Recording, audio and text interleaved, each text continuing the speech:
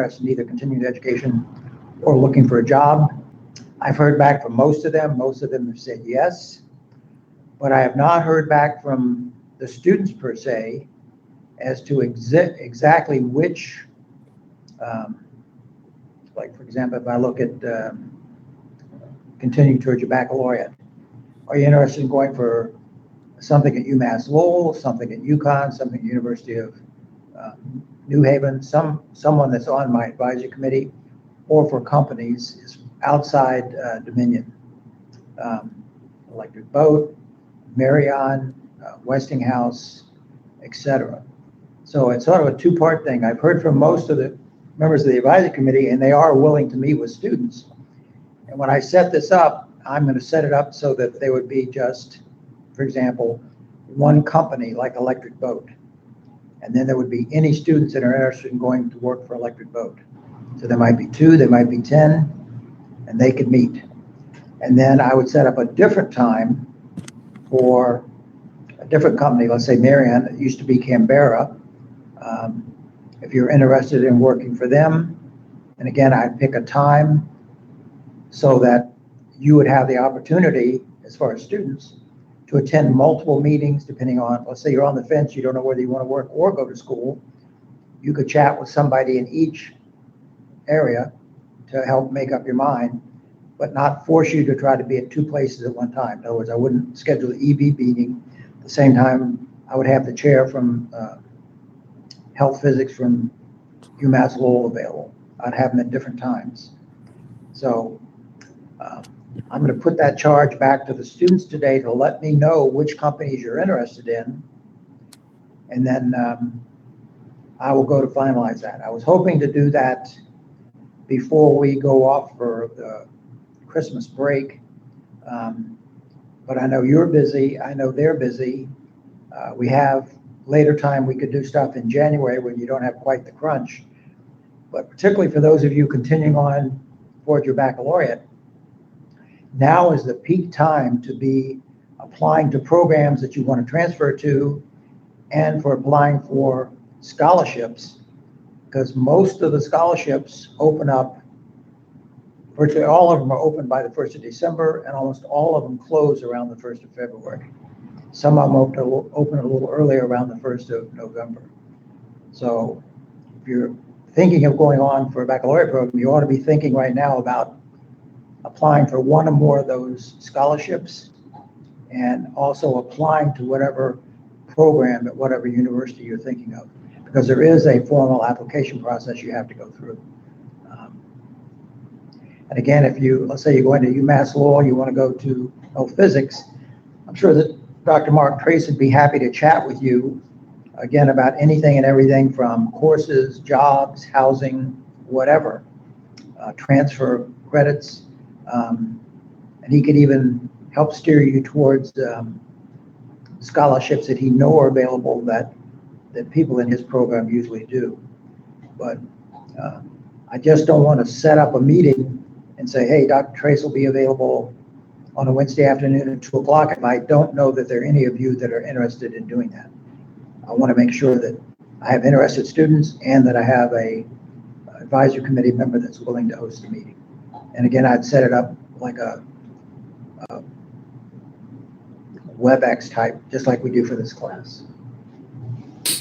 Professor, I don't know if it's possible, if maybe you could send out an email with like all of the people that, we could potentially speak with. And then that way, maybe you could get a better idea, and we could get a better idea of who we might be interested in talking to. All right. I will send that out this afternoon.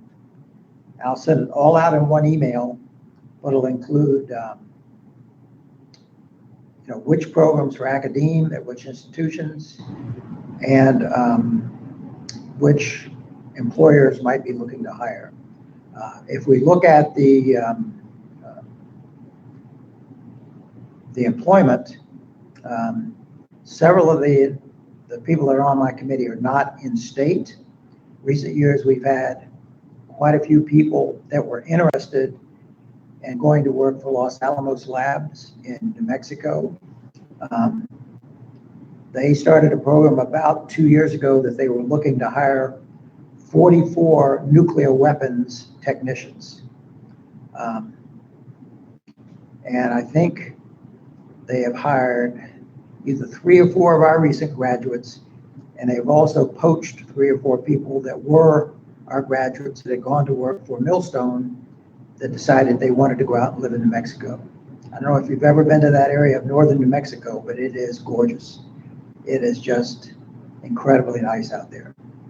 The only downside to this is the security clearance that you have to get to work there takes minimum of 18 months to get because it is incredibly thorough because of nuclear weapons.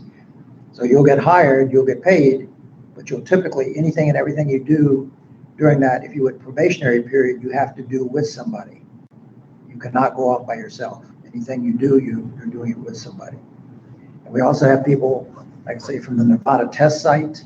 We have Lawrence Livermore, California, others that are outside Connecticut, but most of the people are just interested in Connecticut. And again, for the 4-year schools, it's the nuclear and the health physics programs at UMass Lowell, mechanical at UConn, mechanical at University of New Haven, are normally on my committee, and they would normally be here if we met in person like we normally do to be available to you. I am a member, I'm the only 2-year member that's a member of NETO, which is a Nuclear Engineering Department Heads Organization. So I do know the other 23 nuclear department chairs from all the other baccalaureate, master's, doctorates programs in the nation. So if you wanted to go to, let's say, Tennessee, you want to go to Texas A&M, Oregon State, etc., I know that person, and I could independently set you up with them, but they're not normally on my advisor committee. But I do see them, interact with them all the time.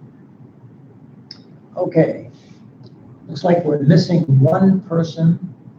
I'll figure that out in a minute who that is.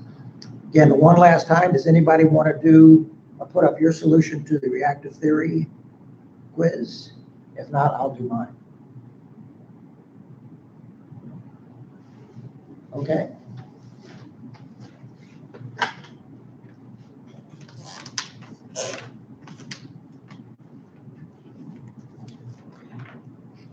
So for the reactive theory, I asked you what was alpha sub T, and that is the temperature coefficient of reactivity.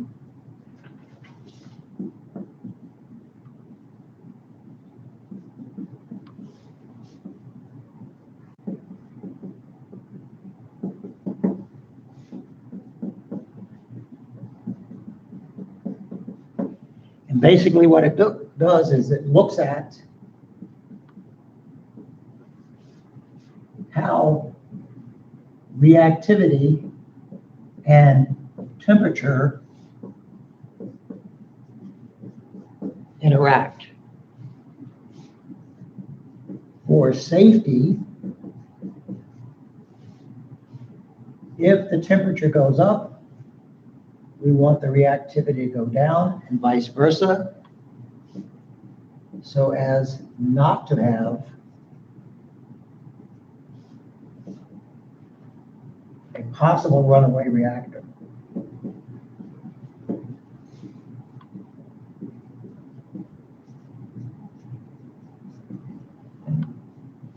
And the only other thing of interest is because of this, alpha T must be negative by federal law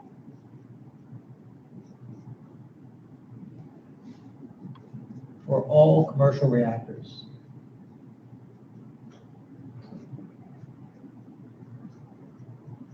And this again is so that you do not have a Chernobyl type incident, which is where when they went down to effectively zero power, the temperature coefficient shifted to become positive, and then it took off on them and they had all their security engineering safety features hardwired shut.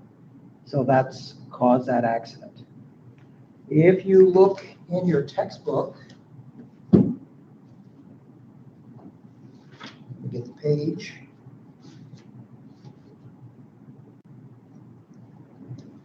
You look in your textbook on page 318, which is table 10.4, you will see how temperature affects any number of independent, dependent parameters. So for example, it has, if you're looking on this page, it has a microscopic cross-section for scattering, for absorption, number density, thermal diffusion length, slowing down length, all the factors that go into the four-factor formula, etc. So you can see how those will vary with temperature that you might have to be concerned with.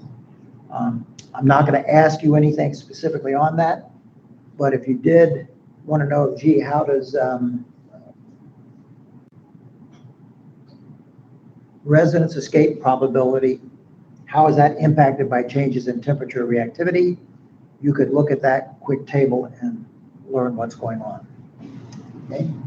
Any questions on that? The next thing is I asked you about poisons.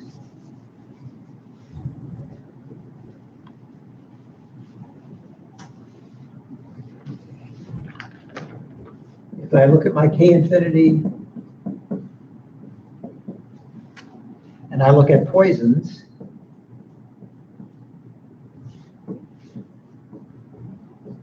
which factor, the four-factor formula, is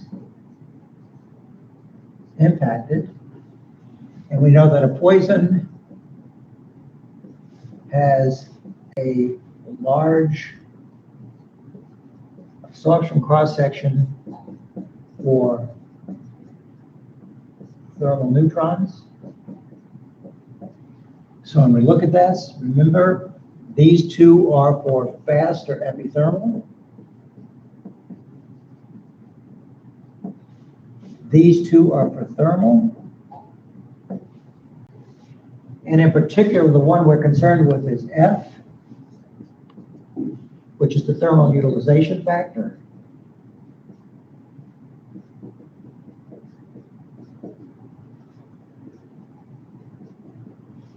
And we know by definition, that's looking at neutrons absorbed in fuels, just like in your exam, you had 3 fuels there, divided by number of neutrons absorbed total. So again, you want F to be as high as possible. We know F varies between 0 and 1. We'd like this to be as high as possible because that's one of the things that's going to make K infinity be a larger value. So when you have poisons, they're materials that are going to absorb thermal neutrons. So that's going to make this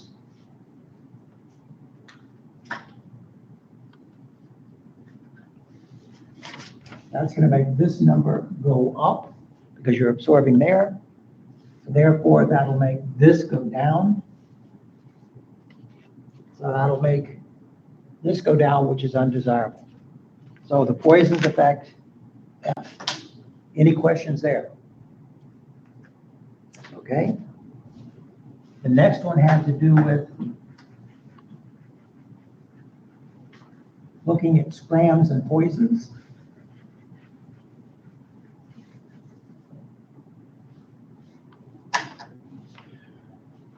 And if we look at the 3 main poisons,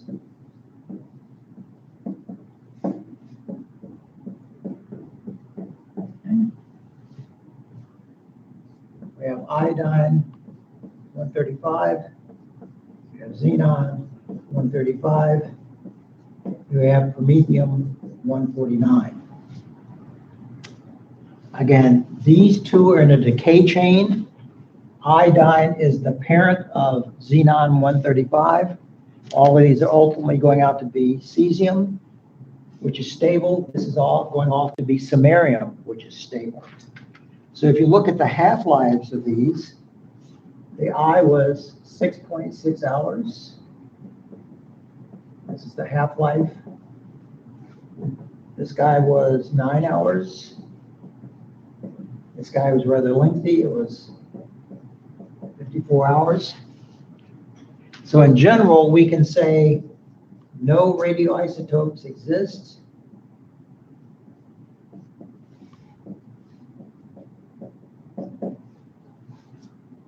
After 7 to 10 half-lives.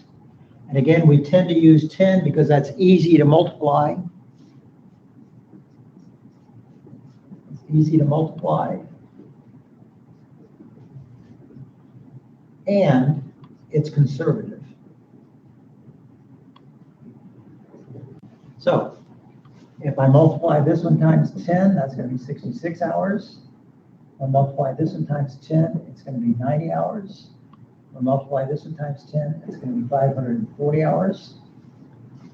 So if all we were worried about were iodine and xenon, you'd have to wait till all the iodine is gone to be xenon. And to be conservatively safe, you'd have to say 66 hours. And then you have to make sure that all your xenon is then gone. And that would be 90 hours. So if you're just looking at iodine and xenon, you'd need to have 66 plus 90 to make sure all of it's gone. Or this, once you bring promethium into it, it has a much longer half-life. So if you're looking at just these three, this one is going to be longer than the combination of that. So this is going to be driving it. So to be safe, you should wait 540 hours. Any questions on that? Yeah, I have a question, Professor. I thought in my notes yesterday, I thought that you had said that if there was a trip, that it generally takes 9 to 10 hours for all the xenon to fall to zero. Because you kind of made that chart where it was steady, and then it kind of had a hill, and then it went down. Yep. Whatever level you're at, in other words, this could be 50% power, 80% power. When you are at a steady state power, 100%, 70%, whatever you are, there is a constant amount of xenon that's being created. If you're steady state, this amount is steady. If you scram, this peaks. Typically that peak takes about 9 to 10 hours to reach the peak and to start to fall off. So most commercial reactors don't even consider trying to restart a reactor if it's scrammed until after 9 to 10 hours. That number would also depend on, in other words, if you were at a lesser steady state, you're not going to have generated as much xenon, so you'll be able to start a little bit quicker, but that's sort of a general rule of thumb that they use in commercial nuclear power. And again, for military reactors, they have excess positive reactivity built in to counteract this so that they're not dead in the water if they have to trip and be subject to enemy damage, sinking, that type of thing. That answer your question, Chris? Yeah, I misunderstood you when you talked about it yesterday, but you explained it just fine now. Thank you. Okay. Anything else on this? And then the final question was, why are we concerned with iodine 135? And we're concerned with that because this directly decays into xenon. This is a parent, where xenon is the daughter. It's the first in the decay chain. Okay. I gave you that brief table that looked at 3 different fuels and the contributions for direct fission fragments for each of these The table is obviously a lot larger than that when you look at all the possibilities. But these are the main ones that you're considering when you're looking at reactivity. And you can calculate that negative reactivity by looking at those percentages. For example, if I have iodine and xenon, and then you're going back and you're looking at how this varies with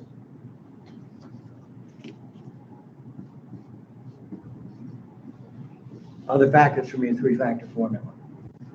So this is if you use this calculation, this is a rough value in N-hours as to the negative reactivity you're putting in that due to the decay of those two. That is pretty much all I plan to cover for the reactive theory course. If you do opt to take the reactive theory final, we'd go everything from the first day through today would be fair game for the exam. It would be 4 hours. And if anybody wanted to take it or multiple people wanted to take it, we'd come up with a common time that's good for you on either Wednesday, Thursday, or Friday of next week. Because again, I have to have grades in by Friday at 4 o'clock.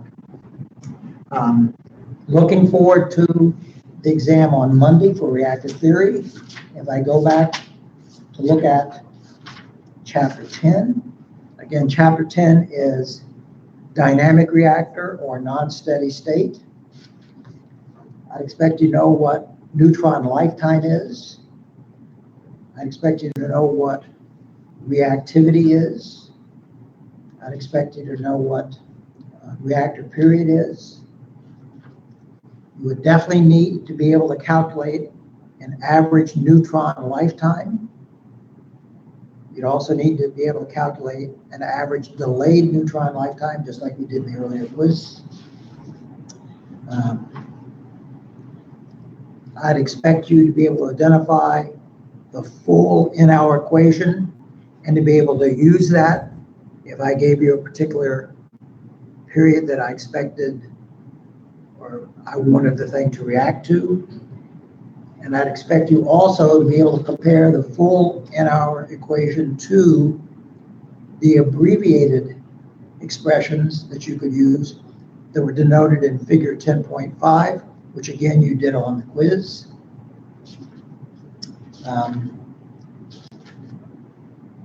I'd expect you to know about poisons. And about alpha sub T. And that's basically what the exam on Monday will be on. Again, for Monday, in fact, I might as well ask you right now, I know the class normally starts at 12:30. I'm happy to start earlier because all you're going to do on Monday is do these two exams. What do you have before this? I assume you probably have Calculus 2, or what do you have before this? Could everybody start at 12:15? Could you start at 12? Most of us are in Calculus 2 until 12:10. Okay. All right, I'll plan on Monday to start the exam at 12:15. Is Professor Lance giving an exam on Monday? Nope, that test is Wednesday. All right. I will let him know that you'll probably go till 3:30.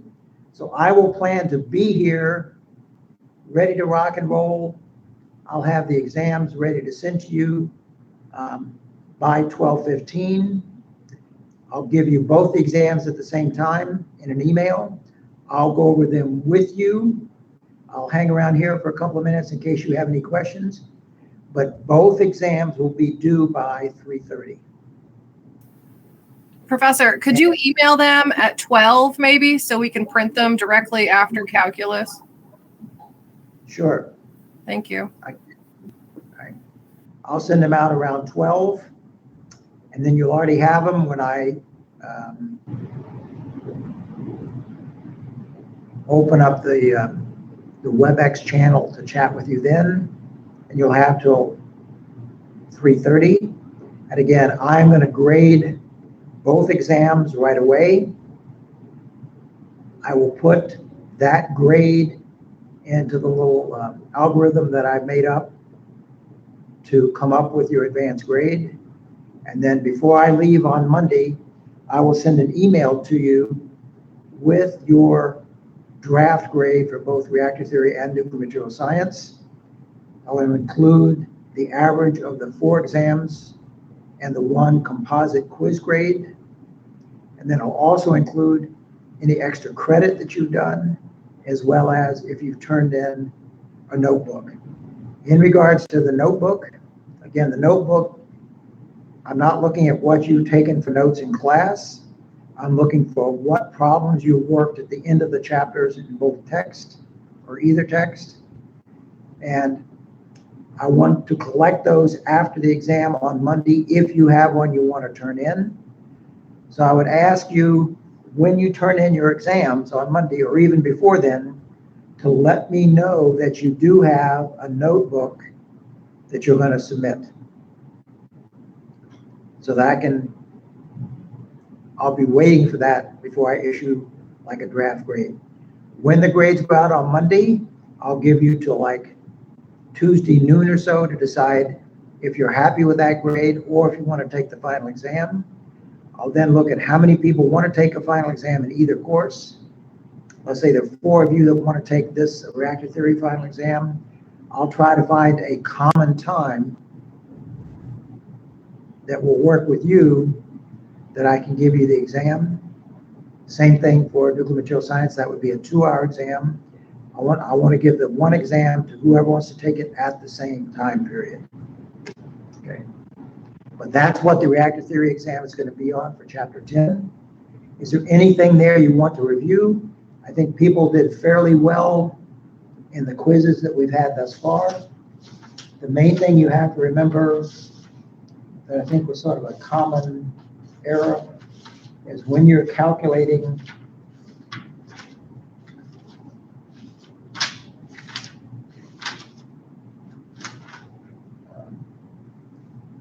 the average neutron lifetime, and you go back, I assume, and use example number 3 on page 304. Remember, for the prompt group, that L sub mi is 10 to the minus 3 seconds. And that's true for any thermal fissioning fuel. Anything else you want to review for that final? Or not the final, but the exam. I just have a quick question. Will the last reactor theory exam we took be available to be picked up today? The last exam where you had the 3 fuels and the 3 moderators? Yes. Yes, they're in the box now. Okay, thank you. So in the box right now, I have the quizzes that you turned in on Monday graded and in the box. I have your exams graded in the box, and I sent you the solution before. And before I leave tonight, I will grade the 2 quizzes you're turning in today and put those in the box. So whenever I finish up here, I don't know if we're going to go till the full 3:15 or not, but as soon as I get back to the office, I'm going to print out your quizzes that we do today, grade them, and then walk them down to the box. And I expect to be here to my usual 6 or 7 o'clock. I have several projects I'm doing for the dean and the president. I will not be in tomorrow. I'm having lunch with a couple of my advisory committee members over in New Haven, and I will be in on Friday afternoon if you want to do anything. Also remember, through tomorrow, I will take any one URI lab that you want to submit. I will grade it, let you know how you did. Thus far, I have 3 labs submitted. I graded 1 of them and got that information back. The other 2 I plan to do this afternoon to get back. If you submit something tomorrow, I will get that graded and let you know how you did by the close of business on Friday. All the URI labs are due no later than 4 p.m. next Thursday. For the labs that I've received thus far, I would say most of you have done the labs by yourself, which is fine. But you also have the ability, if you did the labs as a group, you can submit the lab report as a group. But if whoever's names are on there, everybody gets the same grade for the lab that is submitted. So you want to make sure that you have people that are going to contribute to the lab for whatever you're going to submit. They're not just riding along to effectively get a grade for free. Okay. Any questions on reactor theory? Anything you want to review on the exam for Monday? Okay. Let's look at nuclear material science. Is there anybody that would like to put, this is your last opportunity, last quiz, to put that solution up for extra credit? If not, I'll do mine. Any volunteers? Okay.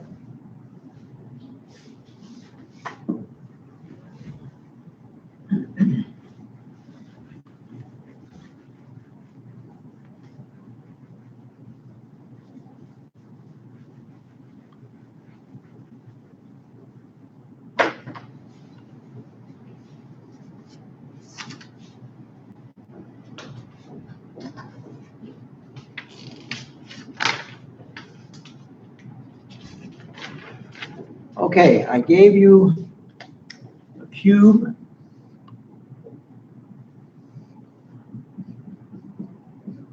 Always recommend you identify the plus X and the plus Y face.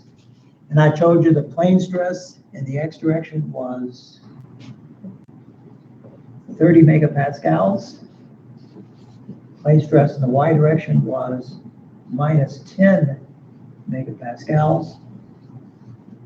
And the shear stress was 25 megapascals.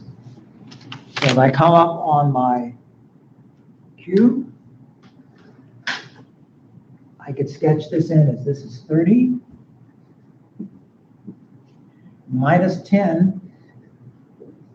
So I'd show it like that. You do not put the minus, because if I had this shown with a minus 10, what it's really showing is it's reverse. So this is how you correctly show that. This is 25. This is the plus direction. It's in equilibrium. So to be precise, I should really put megapascals after each one of these. We know since it's in equilibrium, we have this same picture on this side, on the minus X face. Same thing for the minus Y face. But to keep things from being confusing, we just show this accordingly. Okay, the next thing we need to do to construct our Moore's circle is we need to find sigma average. And sigma average is the center of our circle. We know by definition, it is sigma x plus sigma y divided by 2. So in this case, it is 30 minus 10 divided by 2, or 20 divided by 2, or 10 megapascals. So if I go over here,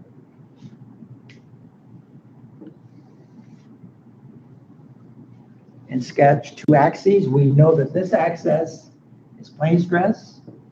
This axis is shear stress. So this tells me the center of my circle is at plus 10.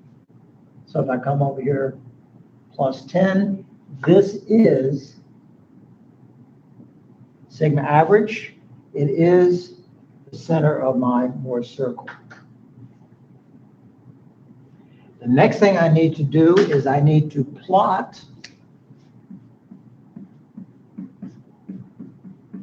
the plus X face. So I'm going to take the values on the plus X face and plot it. What are those values? Plus 30. So 10, 20, 30.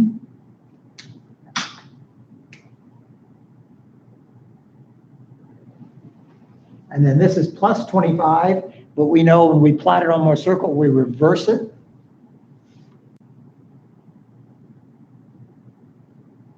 So this is the plus x base, and its coordinates are 30 and minus 25. This is my center of the circle, so if I connect the plus x base to the center of the circle, that's my radius value. And my radius is going to be the square root of, using a Pythagorean theorem, it's going to be the change in x squared plus change in y squared. If we look at the change in x, what I'm looking for is this dimension. This is 30, this is 10, so this dimension is 20. I'm looking for the y. That is 0, and this is 25. So that's going to be 25 squared. So this is going to be the square root of 400 plus 625, or the square root of 1,025. And I had that value come out to be, come out wherever you are, 32 megapascals. So that length is 32 megapascals. Depending on how, so this is now the radius of a circle. So if you had a compass, you could stick the pin here and then let the pencil part be here and then swing a circle.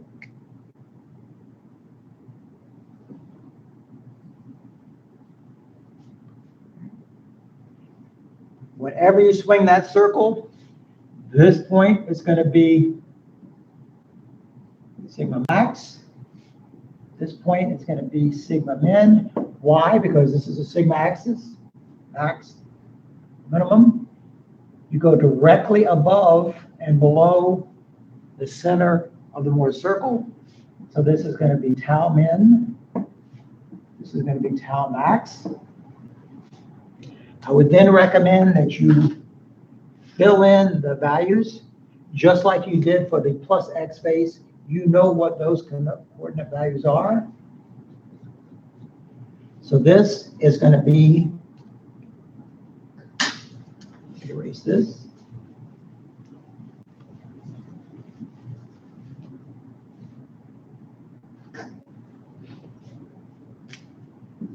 We know sigma max is going to be sigma average plus r. Sigma min is going to be sigma average minus r. And tau max is going to equal tau min is going to equal r. So if r is 32, we automatically know these two are 32 megapascals. The average was 10 minus 32 is going to be minus 22 megapascals. Average was 10, R was 22. So 32 megapascals is the maximum. So if I go back here, I would immediately denote what those coordinate values are. So this is 32 and 0. This is minus 22 and 0.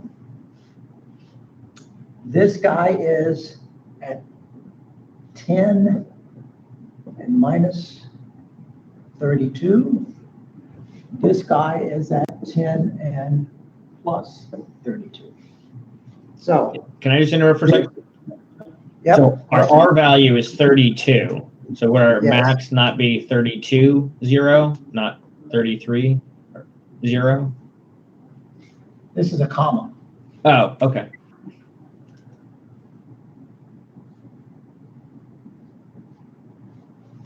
I put a I comma thought after. our radius was 32, so why are you adding 10 plus 22?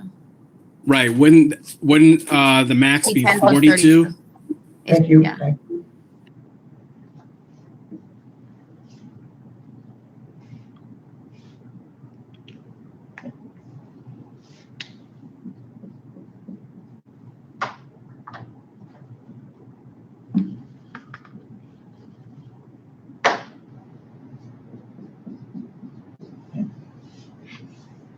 So this is a complete Mohr circle.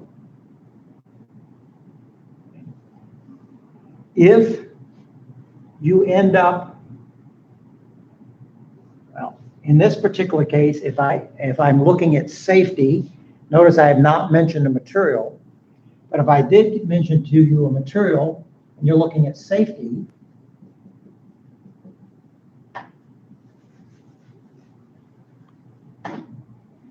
we know we need to look at the yield value for plane stress. We need to look at the yield value for shear stress. For this one, we could look at either this value or this value. It's going to be the same. And we'd compare it against the yield value to see whether it survives. As far as the plane stress, in this case, it's easy to do because this is 42 and this is minus 22. If you remember how you plot plane stress, remember we in this course, we're only looking at metals because they will perform, they go up like this as long as you're in tension. This is the yield value. And then ultimately, they'll go up here to a ultimate value when they'll absolutely fail here. This is what we use for safety concerns. This is the tensile side. It has a mirror image in the third quadrant for the other side. But typically, we're just working with this since it's a mirror image from the first to the third. So when you're looking at this, in this particular case, it's easy to compare sigma yield to this value. Okay. But depending on what the values are, your circle might be different. And I'm just going to erase this for a second.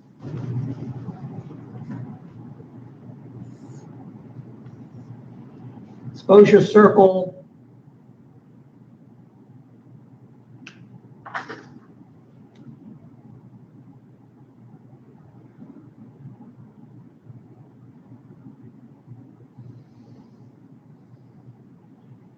look like that.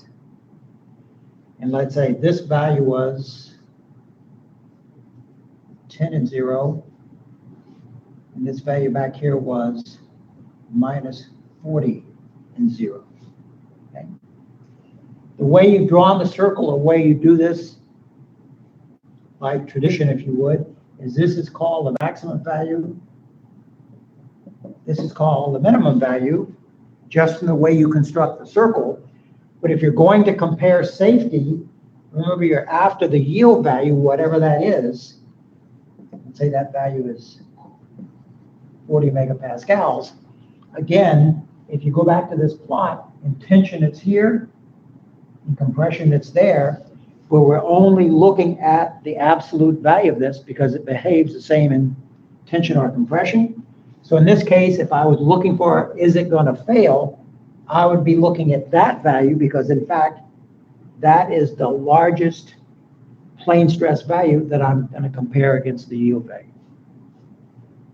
But we still sort of keep this sigma max and sigma min terminology in the way Moore's circle was originally developed. Okay. Any questions on drawing that Moore's circle? Other than my not reading my own notes correctly and having the correct number there. Okay.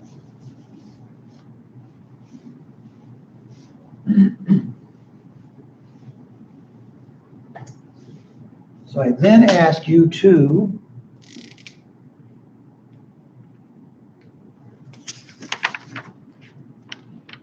rotate the cube to show sigma max on the plus x face. So for the original cube that we had, okay,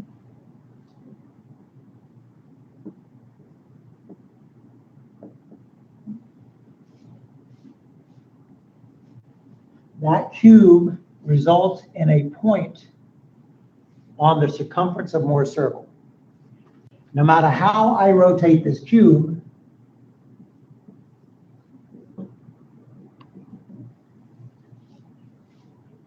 That's going to result for plus x for a point, and that point must be on the circumference of Moore's circle. It can never be anywhere else. It couldn't be out here, it couldn't be in here, it must be on the circumference. So when I ask you to rotate the cube to show the plus x face, I first am going to identify the plus x face on my Moore's circle. And I've told you, I want you to rotate that so you can show the maximum value on the cube. So you have two choices. If the plus x face is here, you can rotate it counterclockwise to go to that point, or you could rotate it all the way around here clockwise to go to the same point, and it will make no difference in what that looks like. So I'd recommend when you do this, always take the easier approach. So if I do that, I'm going to want to find out what that angle theta is. And I know that the tangent of theta is equal to the opposite over the adjacent. The opposite is 25. The adjacent is 20. So the angle is equal to the inverse tangent of 25 over 20. And I have that value come out to be 51.34 degrees. So this enclosed angle is 51.34 degrees. So if I want to rotate the plus x face to here, so for the circle, I'm going to rotate counterclockwise, and I'm going to rotate it 51.34 degrees. We know there's a 2-to-1 relationship between the cube and the circle. So for the cube, we're going to do half of that, which was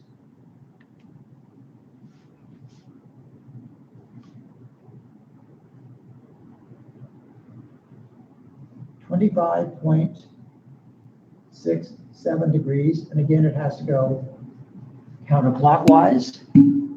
So if I look at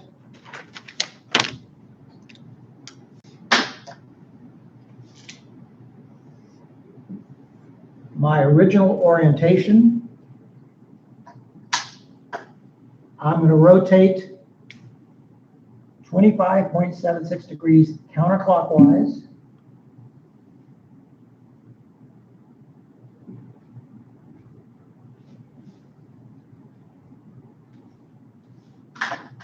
And what I've done is I've taken my original cube, where this is the plus x and plus y faces, and I've rotated this 25.67 degrees so that it then,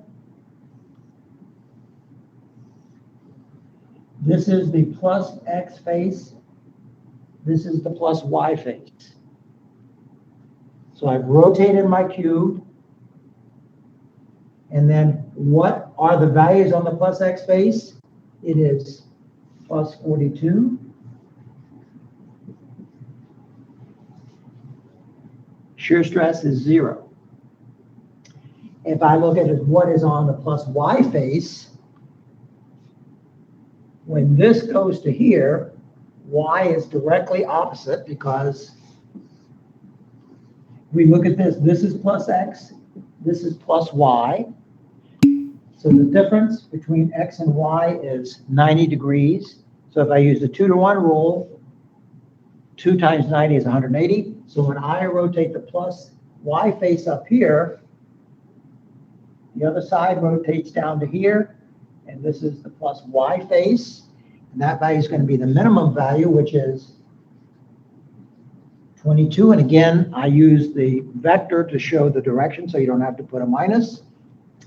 And for plane stress, it is 0. So this is the cube rotated to show that value on the plus x face. And we know that this angle is the principal angle. So if this was going to fail, if this value was greater than the yield value, it would fail in that angle orientation. Any questions on how we did that? Okay. Now I'm going to erase this.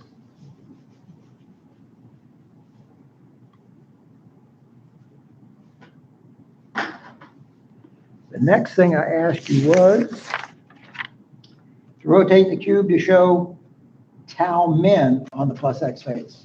So this is the plus x face. I want to rotate it to show tau min. So there are two ways I could do that. I could rotate it clockwise to go in that direction, or I could rotate it counterclockwise to go all the way around. No matter which way you do it, you're still going to end up with the same cube that you end up with. Okay. So in this case, if this angle was 51.31 degrees, this angle has to be 90 minus that.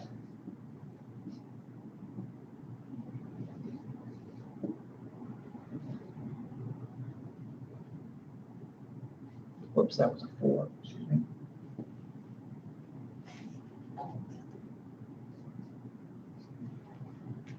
Make sure I'm writing that down correctly. Oh, 6. So this enclosed angle here is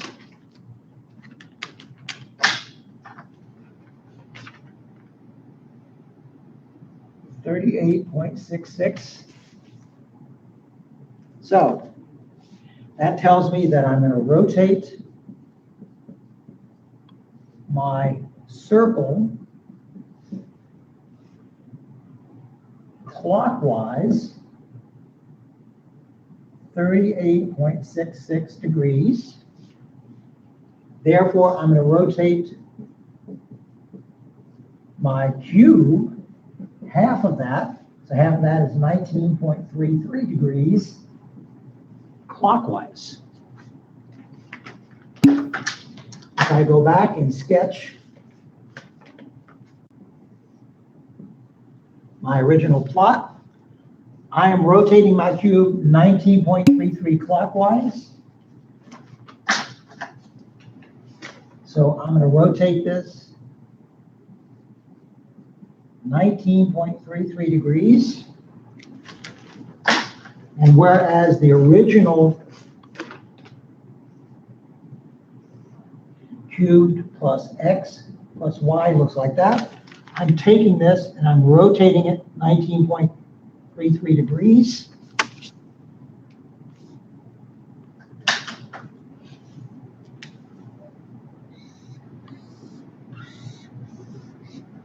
So this is my plus x face. This is my plus y face. So I've rotated it down to here. So on my plus x face, I'm going to have these values because I've rotated it down to here. So this is going to be plus 10. This is minus 32, but remember we reverse it on the plus x face.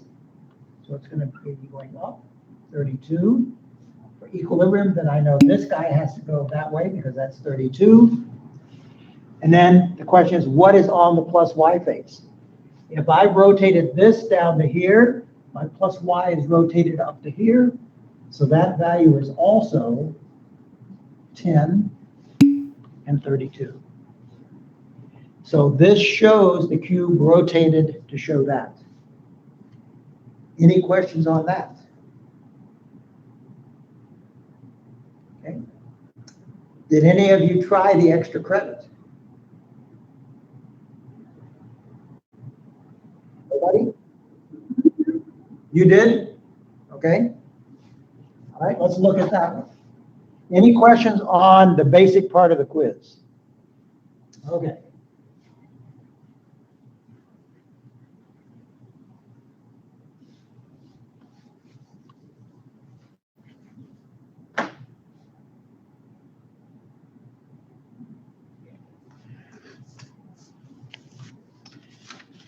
So I ask you for extra credit to rotate the cube to show exactly 0 for plane stress on the plus x face.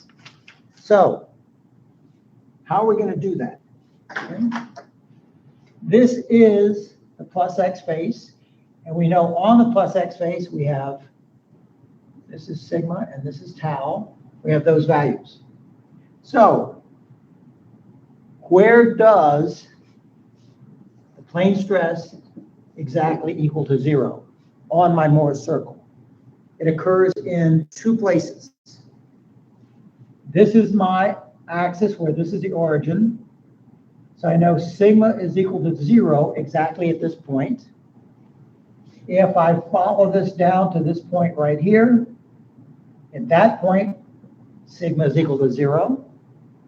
If I go directly up, this is sigma equal to 0. So if I want to rotate my plus x face to show 0 for my plane stress, I have 2 choices. I could rotate it to here, or I could rotate it all the way back around to here. When I did the solution, I opted to rotate it to here. So I'm going to rotate my plus x face to that point right there. Right. When I do that, I know I've rotated 38.66 degrees, but I need to find what is this balance that I'm rotating it. If I go back and look at this triangle that I've created, what I've done is I've taken this right triangle and I've just reconstructed it here.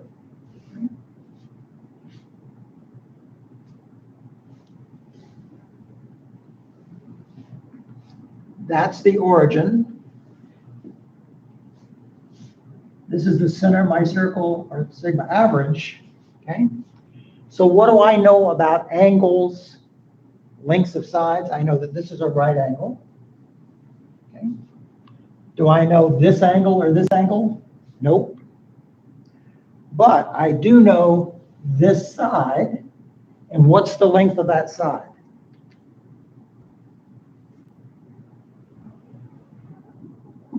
$10. Because again, this is the origin, and this is the center of my circle, which was, well, I've erased it. It's at 10, okay? The other thing I know is my R value, and my R value was 32. Okay? So if I want to call that angle alpha, I could say that the cosine of alpha is equal to the adjacent divided by the hypotenuse, or alpha is equal to the inverse sine of the adjacent, which is 10 divided by 32. And I had alpha come out to be 71.8 degrees. So this angle is 71.8, but I'm looking for that little piece. So that's going to be 90 minus 71.8, which is 18.2. So this little angle here is 18.2. So when I go to rotate the plus x face, I know from here to here was 38.66 degrees. To go this little bit further to here, I have to add 18.2. So I'm going to rotate this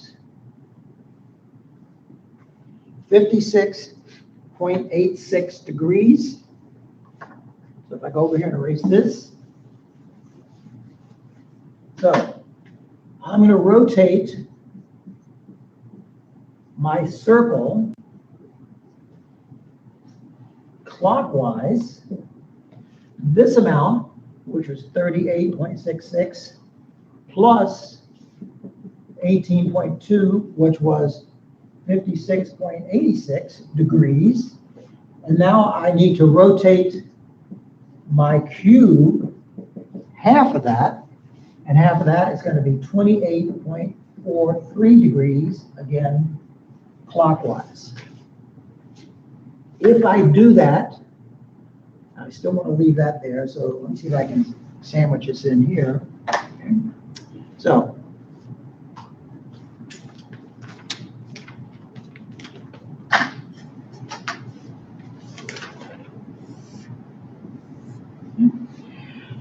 I'm going to rotate it 28.43 degrees clockwise.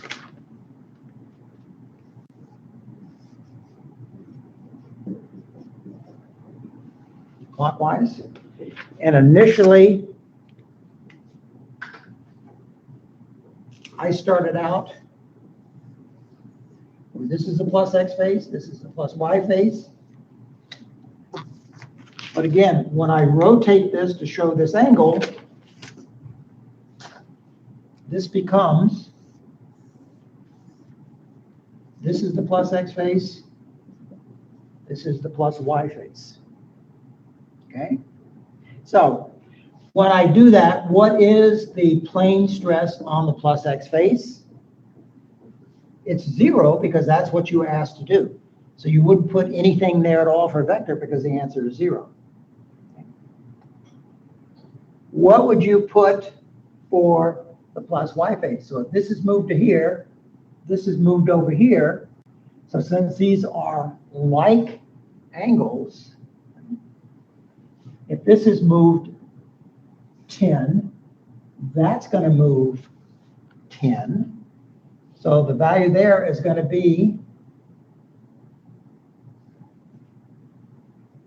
20 megapascals. So I know that value. Now I need to find out what this value is here because that's my tau value. So that's this side, which is tau. So there's any number of ways you could do it. You could use Pythagorean theorem. So this side squared, which was 125, minus that squared. You need to find the square root of that, and that value came out to be 30.4. So this is 30.4.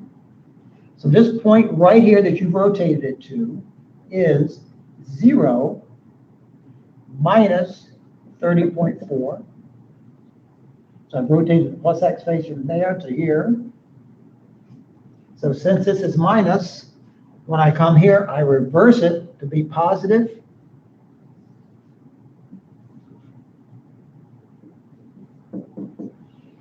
So I've rotated my cube to this point where this is 0 for plane stress, this is 20 for plane stress, and the shear stress is 30.4. We could have rotated it anywhere on that Mohr circle because no matter where you rotate it, any orientation for the plus X face for its plane and shear stress will always be a point on the circumference of the circle. Any questions on that? If you want to practice for the exam on Monday is going to be, half of it is going to be on cantilever beam. The other half is going to be on Mohr's circle. If there's no questions on this quiz, there is one final thing I want to lecture on about Mohr's circle, and then I'll see if you want to work, and I'll be happy to work any extra problems with you. Any questions on this before I erase it? Okay.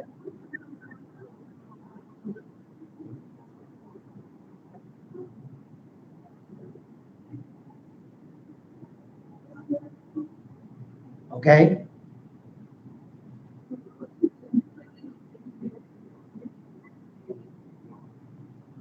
Okay. Is this one we made up in class, probably?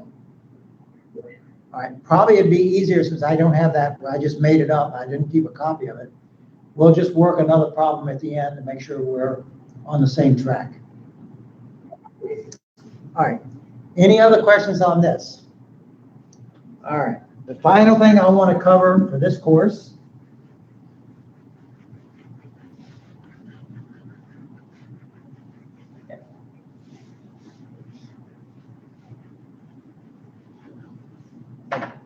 what we've done thus far, and if I use the example, I said sigma x was equal to 30, sigma y was equal to minus 10, and tau xy was equal to plus 25. Okay? We sketched our little cube.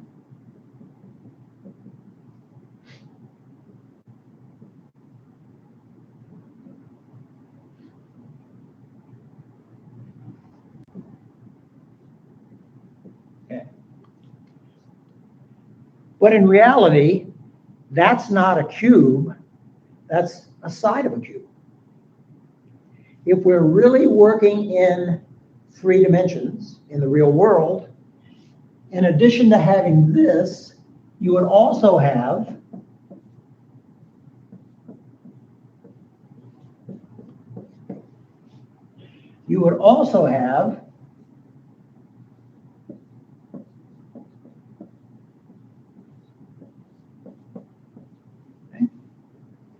so you would actually be drawing, if you would,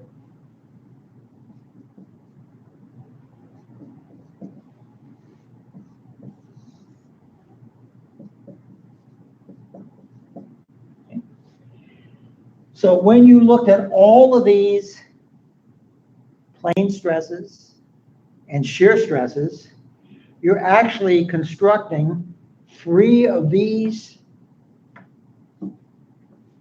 Each of these will generate its own Morse circle. And then what do?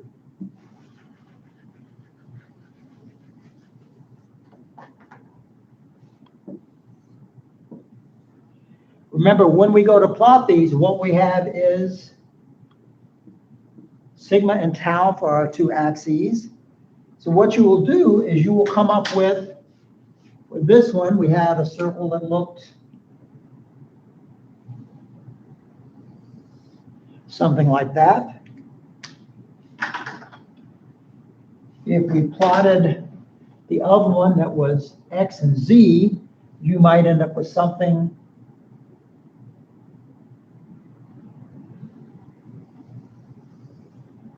that looks like that. If you plotted the y and the z, you might have something that looks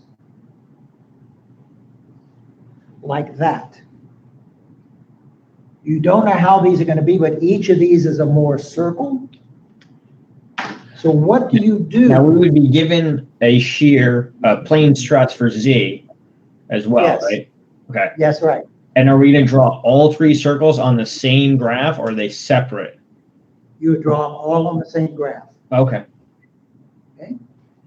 So you'd have one circle that's for x and y, another circle that's for x and z, another circle that's for y and z, and then you have to say, what about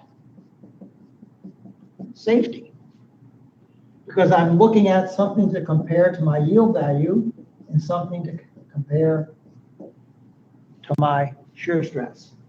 And what you do is pretend that you have like a big basketball or a big balloon. And what you're going to do is you're going to put it so that it totally encompasses all of those 3 inner circles. And then you're like going to shrink fit it till it just barely covers. I'm probably not going to sketch this very good. You're going to have the smallest overall circle that you can make that totally encompasses all of the other 3 Morse circles. And when I look at this shrink fit circle, this guy is going to be sigma max. This guy is going to be sigma min. This maximum value here would be tau max. This value here would be tau min. And these are the values that you'd compare against the yield to see if the system is going to fail. And if it did fail, you would know exactly where it is going to fail because you know what each of those little contributing Morse circles are. Now, you don't typically use Morse circles too much anymore because there are computer programs to do that for you. And what they did in the old days is when they go to plot these, you would plot them on lined graph paper. So you'd have the underlying grids.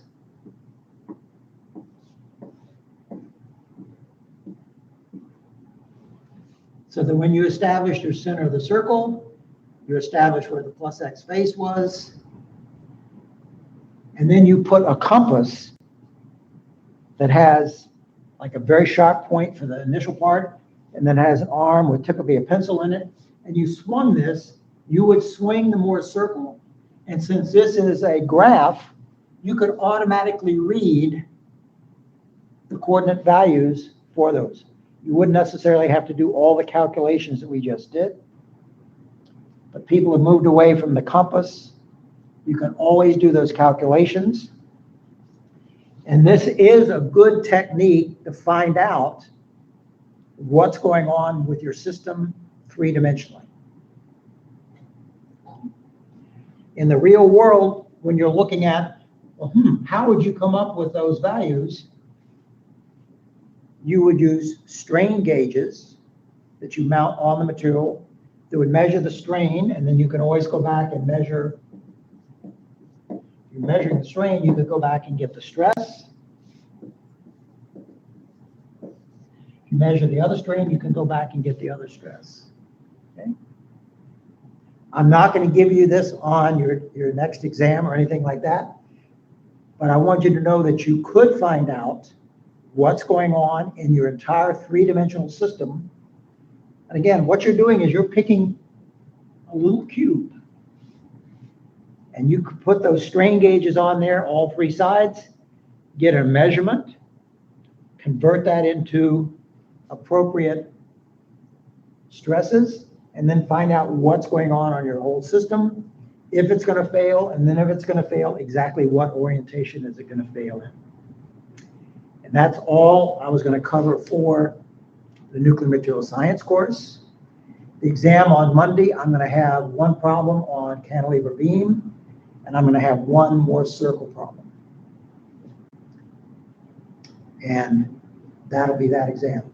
Again, when I give it to you on Monday, I will send it out hopefully around 12 noon. I'll come down and meet with you at 12:15, give you a chance to read everything over.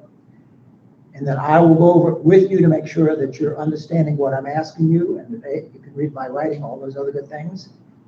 Then you'll have till 3:30 to submit both exams. I will grade those. And then that evening I will send out, I think I mentioned the other day, I have a list made up that has your social security number, but it has the last four digits. Let's say your last four digits are 6625. I'll then have off to the side, I'll have reactor theory grade, nuclear material science, and I'll still have on that sheet nuclear material science lab, and then I'll also have nuclear topics up there for the spring for your term paper. So Monday evening before I leave, I will have for you, I will have your draft grade.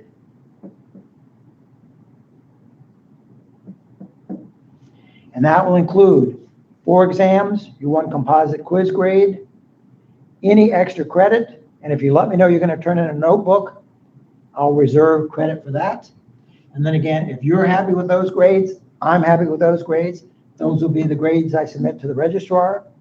If you're not happy with those grades and you want to try to increase them, you have a chance to take a final exam in either or both courses. Any questions on nuclear material science? If you want to do another example problem, we could certainly do that, just to make sure you're getting good at this. Any questions on anything? Okay. If that's the case, you're welcome to go. If any of you want to stay and do one more circle, I'll be happy to do that, or anything else you'd like to review. Anybody want to work another problem? I would like to work another more circle problem, and then maybe talk about a cantilever problem. But I think Alicia wanted to do another more circle, so let's start there. All right.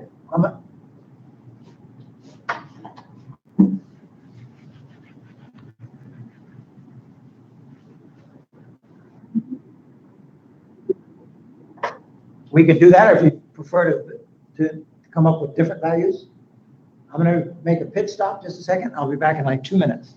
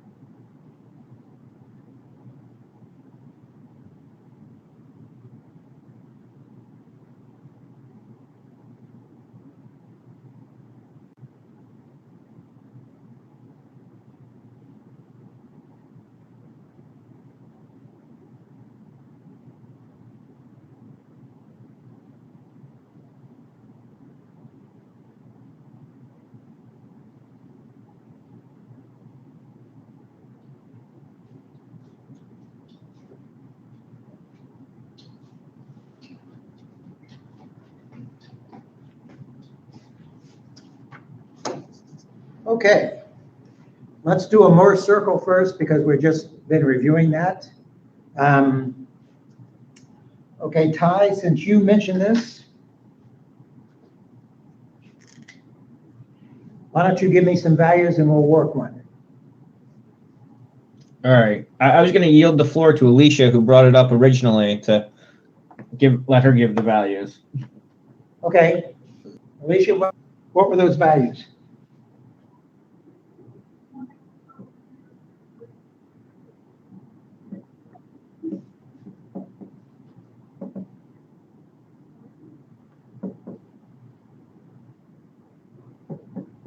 Okay, first thing we do is sketch our cube.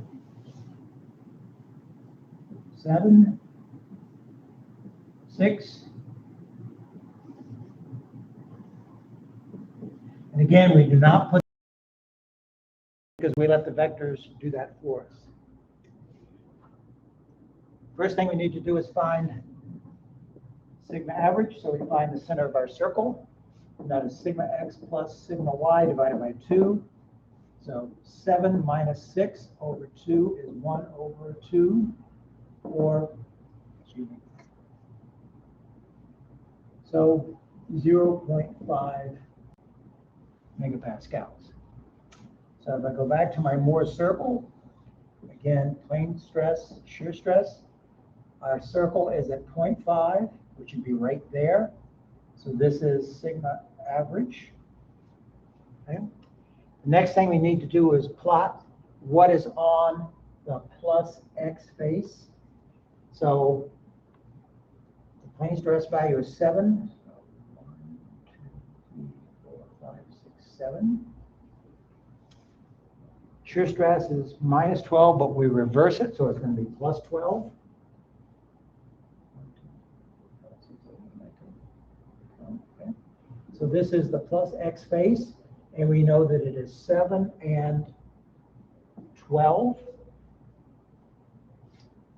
If we connect the plus X face to the center of the circle, this defines my radius.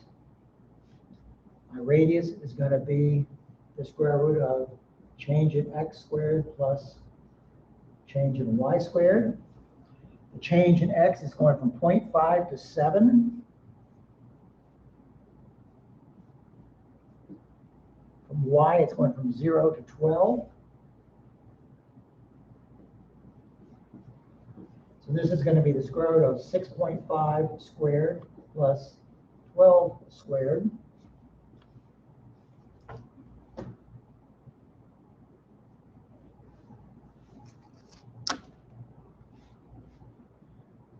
So 6.5 squared is 42.25. 12 squared, I think, is 144. So if I add those two together,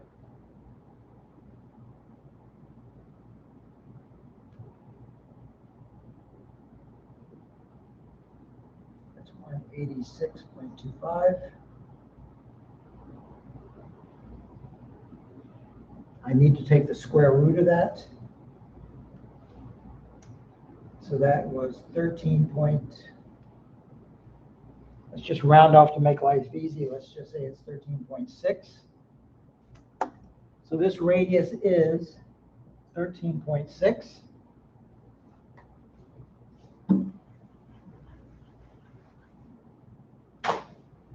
I know that sigma max is going to equal sigma average plus R.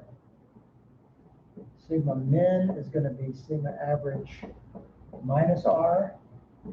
And tau max is going to equal tau min is going to equal to R. So that value is 13.6. This is 0.5 plus 13.6, so that's 14.1. This is 0.5 minus, draw the correct spot, 0.5 minus 13.6, so that's going to equal minus 13.1. So I can go back and label some points.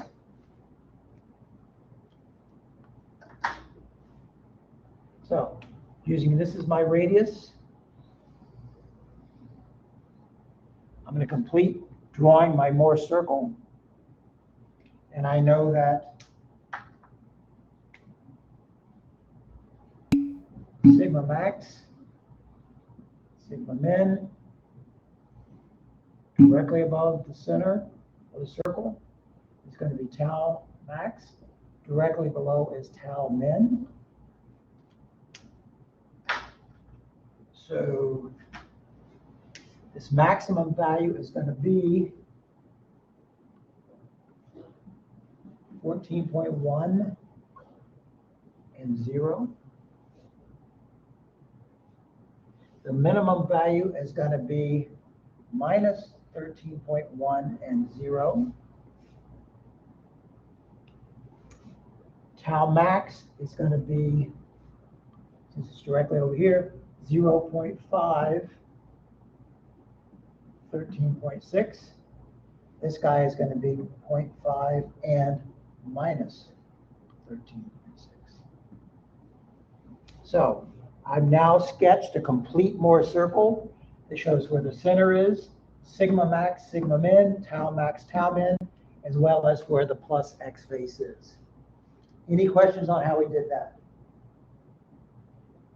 Okay. Now I could ask you to, I don't remember what I did the other day, but where would you like to swing the plus X face to?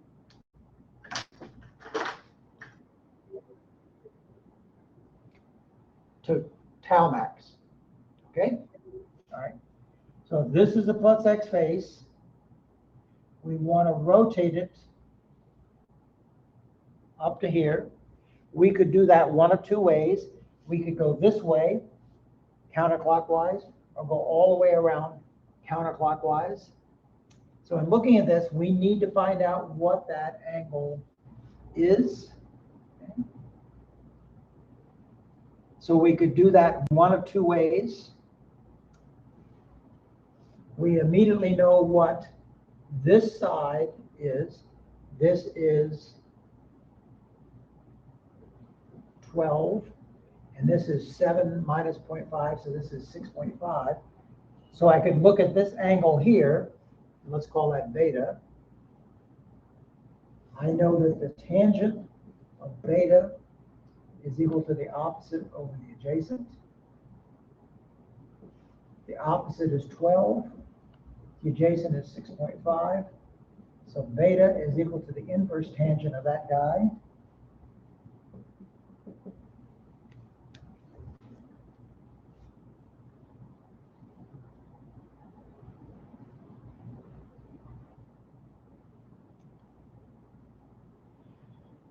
And just rounding off, I have 61.6. So this enclosed angle is 61.6 degrees. But I need to go the rest of the way here, which is 90 degrees. So 90 minus 61.6 is going to be 28.4 degrees. So this angle here is 28.4 degrees. So if I go back,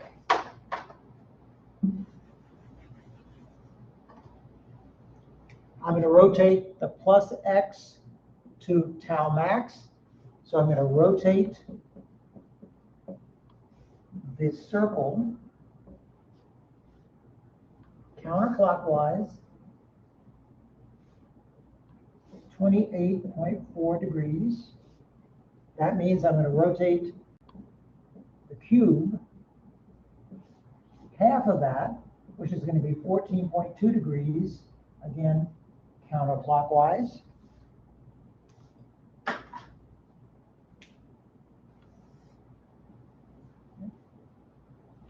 So this is 14.2 counterclockwise. That means I'm going to rotate this 14.2 degrees counterclockwise.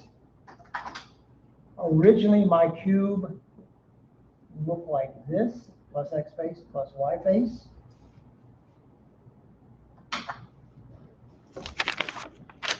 But again, I'm going to take this, rotate it, so my plus X face rotates up to there.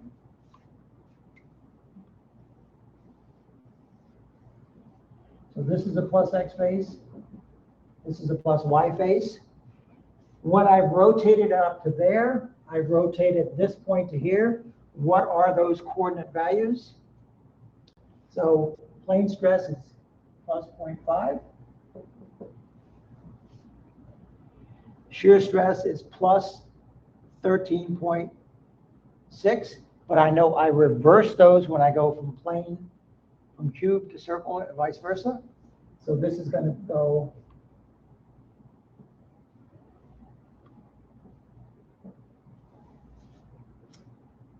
and then when this rotates up to here, this rotates down here. So that value is also going to be 0.5 positive. Questions? Did you want to try to rotate it to some other locale? Or do you want to work a different problem? Everybody hopefully getting the sense of this?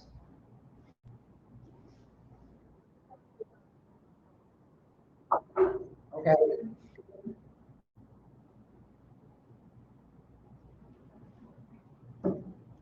Well, fortunately, unfortunately, I don't come in with a prepared script as far as sample problems. I want to let you try to just pick values or pick values with me that we can work a problem just to show that it works. So a lot of times when I do this and I'm doing it up on the board, I don't write it down and then go back and look at it and say, oh, I made a math error here. I divided 28.4 by 2 and I came up with 12.6 or something like that. Because I might make a mental mistake up there on the board and just keep on trucking. In real life, when I work this, I work it out sort of roughly. Then I go back and recheck everything I've done. Then I put it together to make up, this is a quiz solution to the Moore circle we just did for your quiz assignment that came in today. I have a little code up here. I put the 8, which is number of points, and then I put 3, which is the extra credit. So when I go through and grade, I'll know what to do. Anything else you want to do, rotate anywhere else, or you want to try a different problem for Moore circle? Or do you feel comfortable with that? Remember, when I give you the 2 exams on Monday, it's not going to be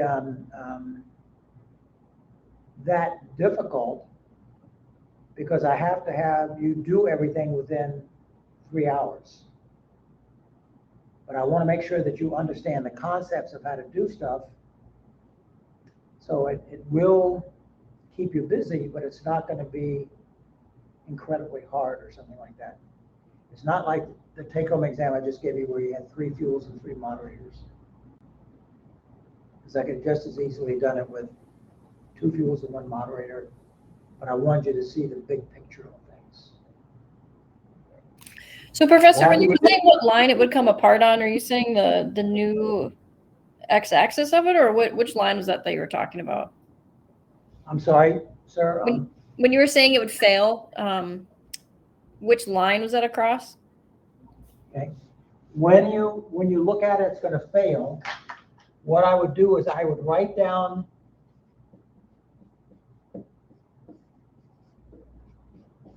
the 2 yield values, whatever they are, for whatever the material is. Let's say this was 45 megapascals, and the other one was 10 megapascals, okay? I'd go and I'd look at my, if you would, absolute values. Both of these are less than this, so this is safe. I would look at this. This would fail. So I know in this particular case, this would fail in shear stress. If I rotated the cube to show what the cube looked like, then I would know that it failed along that axis. And I would know what, in other words, if it failed in, let's say it failed in this one. Let's say I had, instead of that, let's say I had 10. And I know it failed. I know it's going to fail here. It's going to fail. This angle is the principal axis.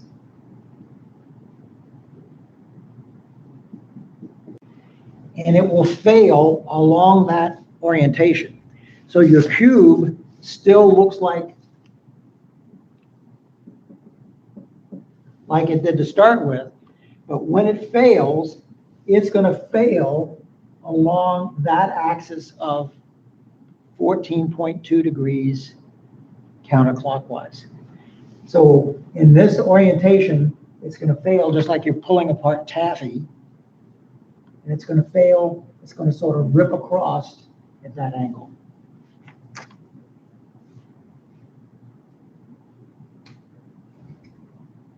Any other questions on this one? You want to try a different version of rotate this? Or would you like to work a different Moore circle? Whatever your pleasure.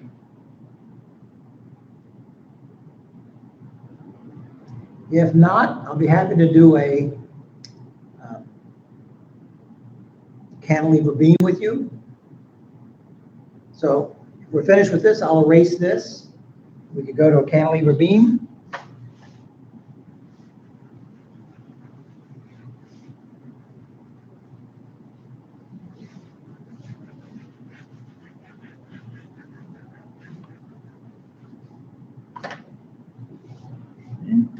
So my primary question on the cantilever beam problem is I'm understanding how to solve for the neutral axis, but let's say that one of those areas had a hole in it, or an area that was not solid.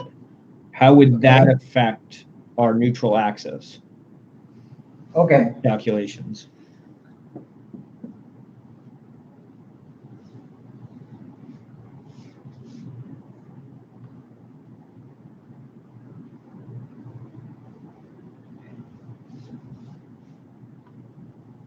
let's say you had that. Let's say this is 10 meters long. Let's say you applied 1,000 newtons at the end. And let's say this is 4 by 8 by 2 by 12. And let's say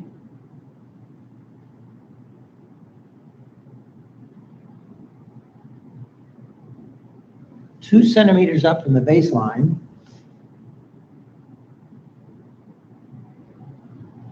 I drill out a hole that is 1 centimeter in diameter.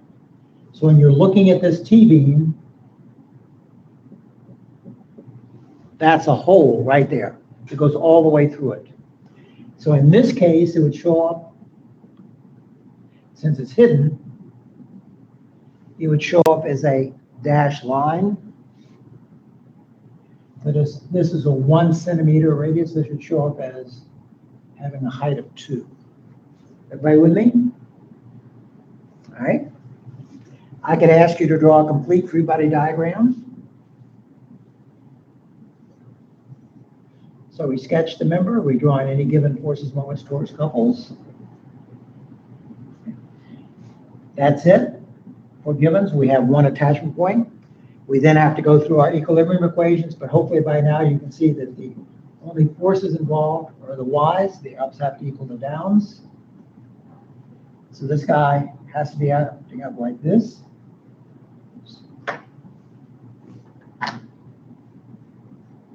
Okay.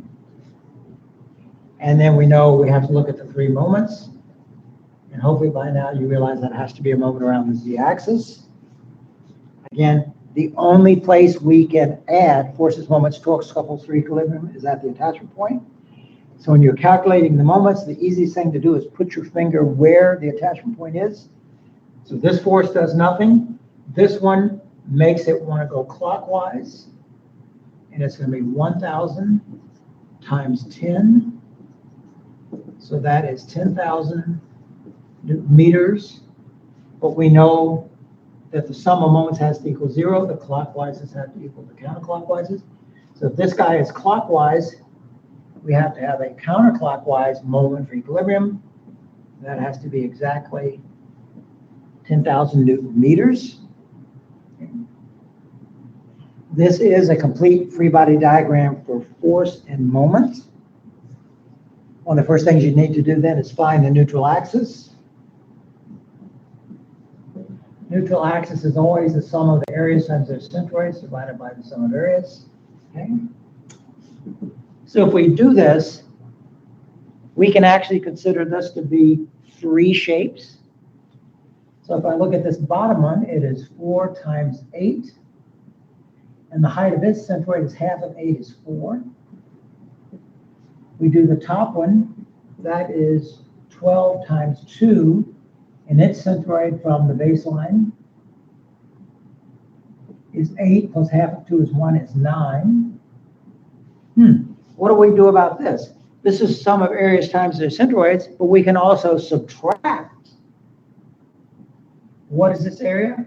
This is pi r squared, where r is 1 centimeter squared.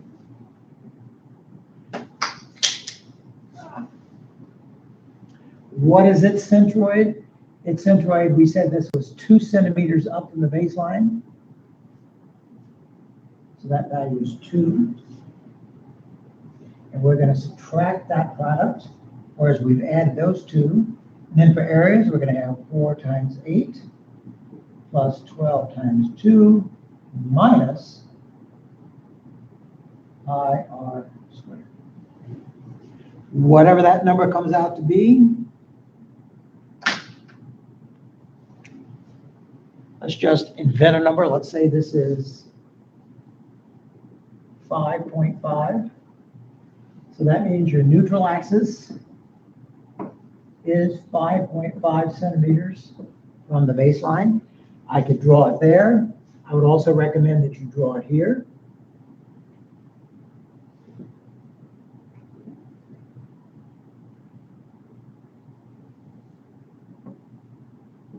This height is still 5.5. Okay. Now we go back So in and essence, we're calculating out the area of the hole and the centroid of the hole from the That's right. equation. because the neutral axis is the sum of the areas times their centroids. But if you drill a hole to take away from that, then you have to subtract whatever that area and its centroid contribution would be. Likewise, down here, you have to take away that area. Because we're saying that, I mean, clearly it doesn't have an area because it's a void, but it also doesn't have it has a centroid, but that value is being taken out of the equation. This hole that you have does have an area, pi r squared, and it does have a centroid, which would be at the center of that hole. I mean, is it Okay, physically but it has- there? No. But those two values have to be essentially taken out or subtracted out of the totals. That's right. Okay. Because what is this? This is really the sum of area 1, y1 plus area 2, y2. But we have to count that one, which is minus area 3, y3, etc. So in the bottom, it'd be the sum of a1 plus a2 minus a3. That's what I've done. So the next thing I would do before I go too crazy on things, I would look, and if this is acting down, you know the top is going to be in tension, the bottom's going to be in compression. Wherever we have a sketch, I would automatically put that so that you then know everything above the neutral axis is in tension.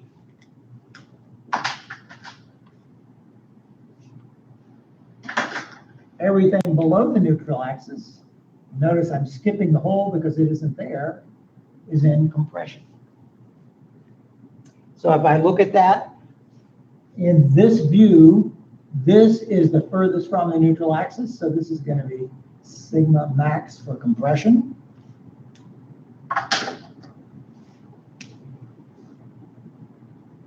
This value is the furthest away from the neutral axis, so it's going to be sigma max for tension. We know we can calculate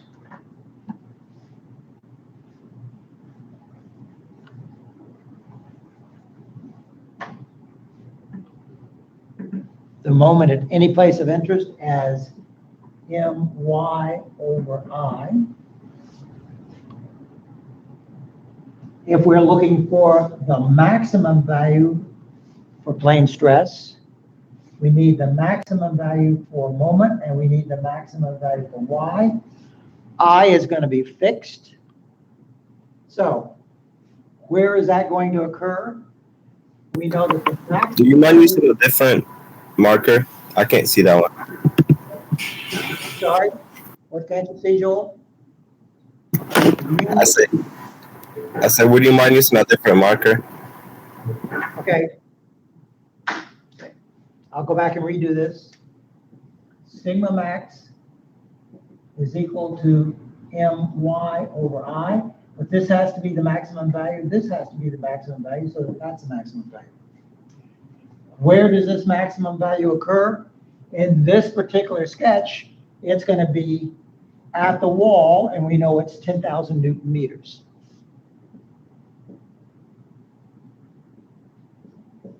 Notice I'm not putting in a plus or minus because we're going to let our designation of T and C determine what that's going to be. Now I need to put in what is the Y value, and the Y value is the distance from the neutral axis, because we know on the neutral axis, sigma is exactly equal to 0. So if I look at this particular case, it is 5.5 from the neutral axis to go down here. This thing is a total of 8 plus 2 is 10. So from here going up would be 4.5. So this is the larger Y value.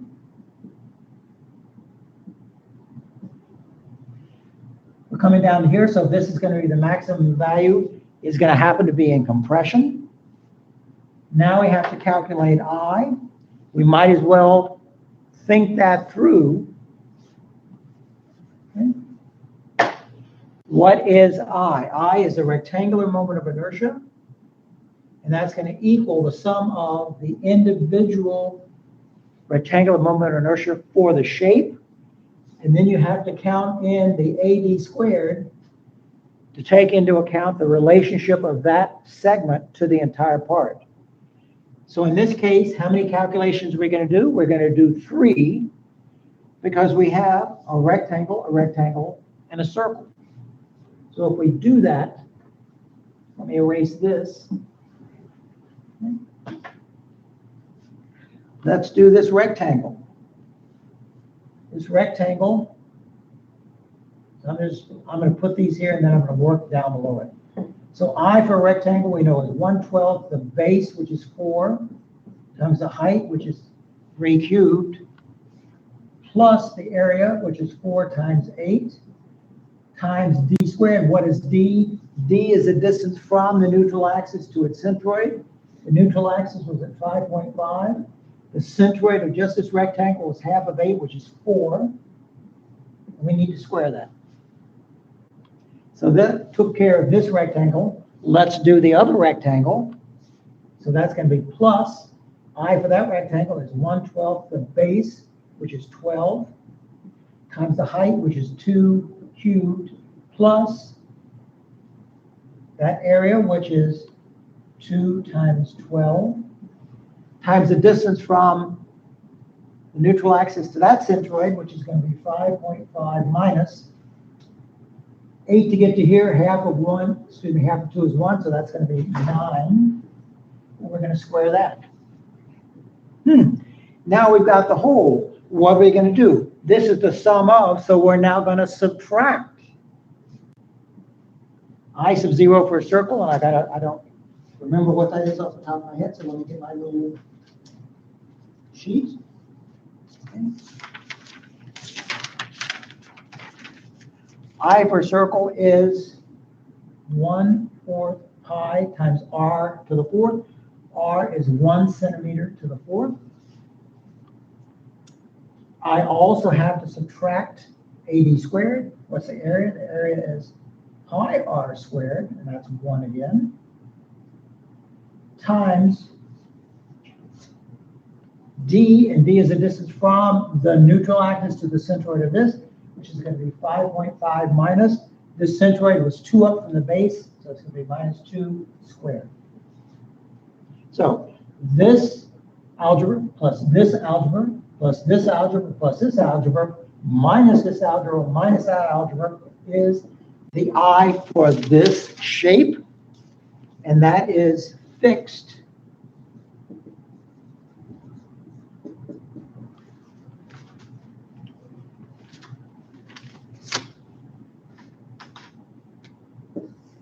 So this is fixed, or whatever this is, due to the shape. So we can find out where that maximum value of stress is because we have put in, let's say this value comes out to be 200 times 10 to the minus 8 meters to the 4th. Okay, I'm just going to erase all this.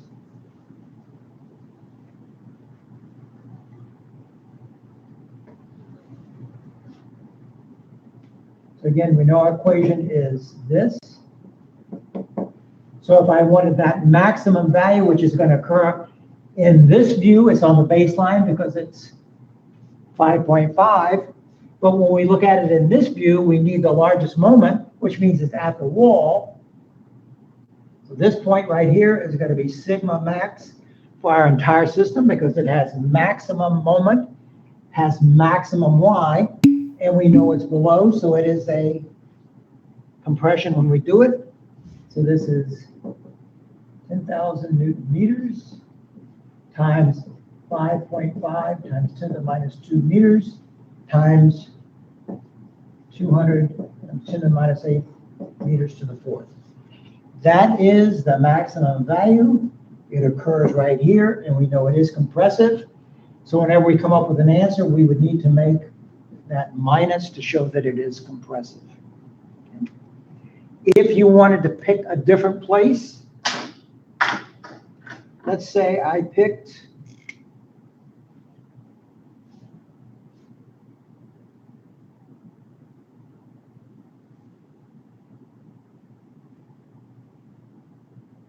that point right there, and I call that point A.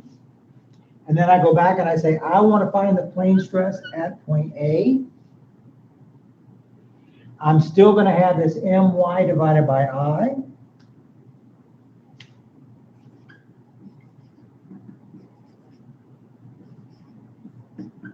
But I need to know the moment at A, and I need to know the value of y for A.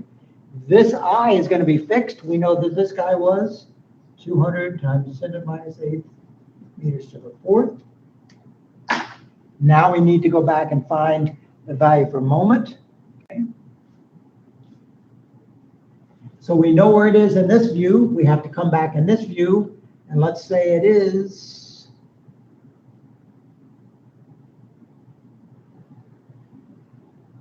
and this is 3.8 meters from the very end. So this is point A in this view. This is point A in this view. How am I going to find out what that moment is? I need to draw a little free body diagram of that section. So I'm going to erase this. So I'm going to cut it here. I'm going to look at this right-hand side.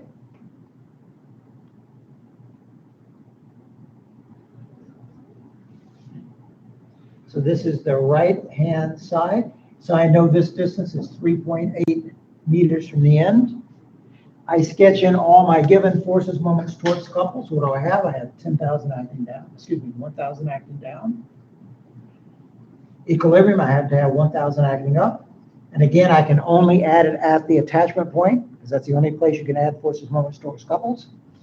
This is not an equilibrium. If you look at this, it's going to want to rotate clockwise. So we need a moment there going the other way.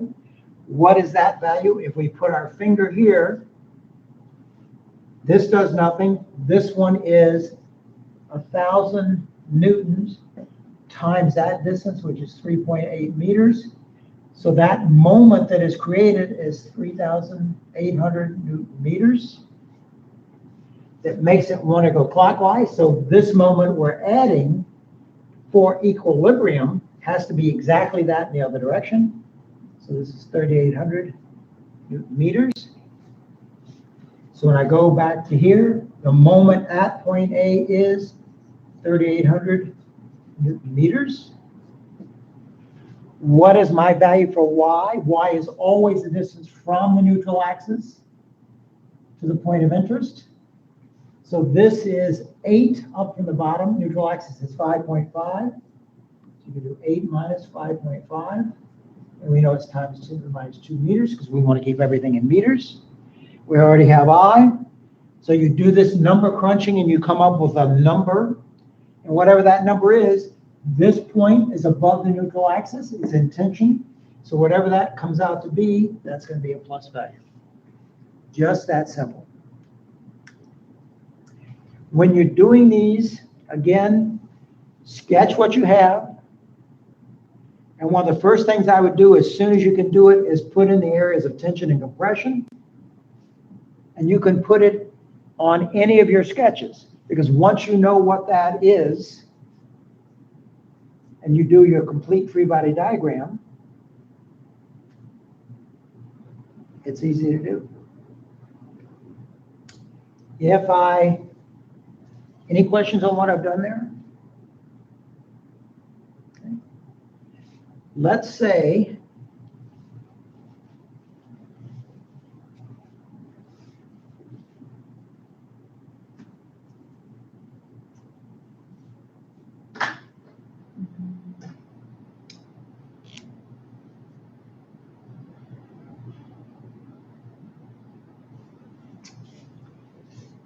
let's say I cut this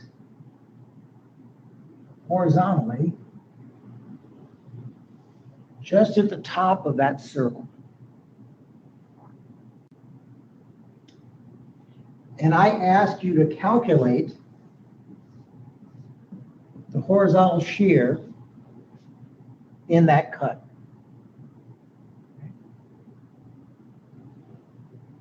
Two different ways I could do that. We could look at just the top section.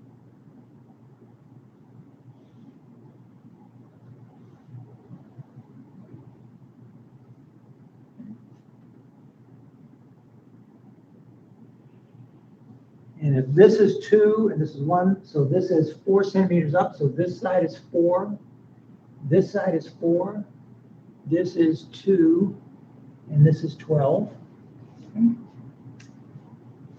If I make that same cut, I'm going to rate this a second because it's a little messy.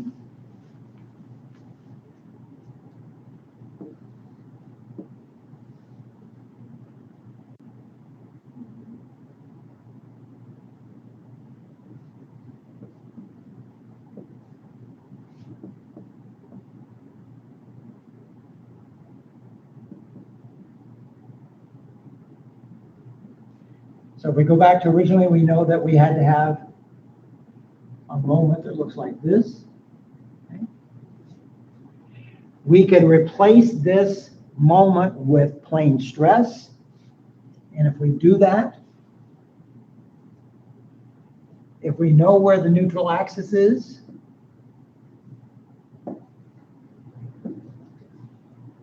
and this is 5.5 centimeters from the baseline. Again, we know everything above is in tension, everything below is in compression.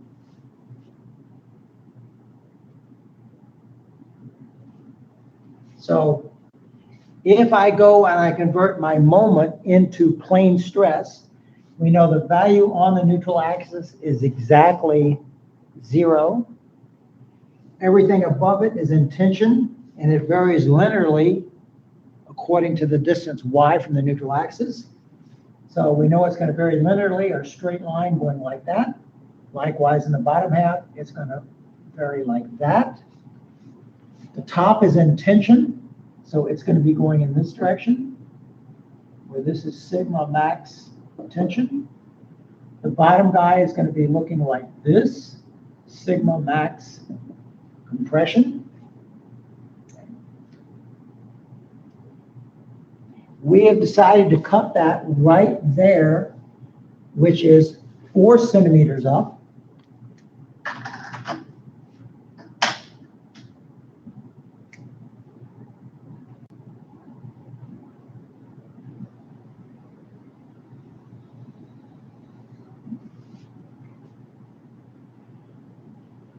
So when you go to find that horizontal shear, we know that the horizontal shear is equal to the shear force applied times Q times the length of the member divided by I. We already have I.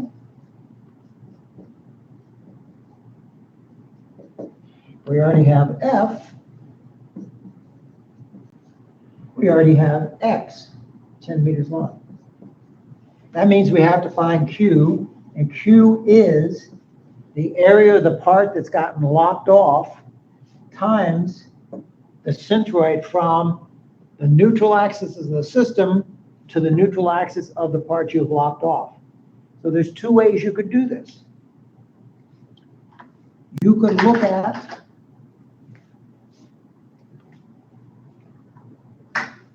since this is my cut,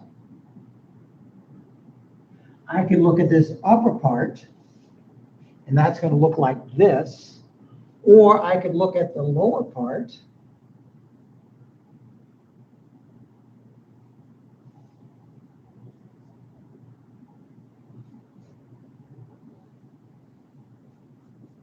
okay.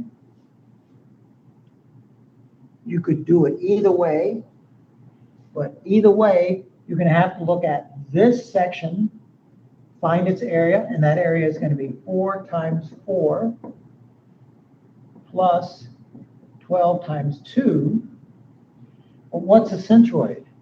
The centroid of this section is a centroid of just this guy, which means you're finding another little neutral axis just for this guy. So if we did that, neutral axis is, this guy is 4 times 4. From here to here is 2, plus 12 times 2 times 4 to here, half of 2 is 1, which is 5, divided by 4 times 4, plus 12 times 2. Let's see if I can do this in my head. 4 times 4 is 16, times 2 is 32. 2 times 12 is 24. 24 times 5 is 120 over 16 plus 24 is equal to 152 over 40. So that's going to be about 3.8. So the centroid, because this is our new baseline, is here, and it is 3.8. So when I go to fill in this equation to look for Q, my area is this 4 times 4 plus 12 times 2. What is my centroid?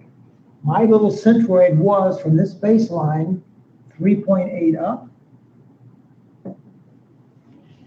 So the distance from the neutral axis, which is at 5.5, to get to here,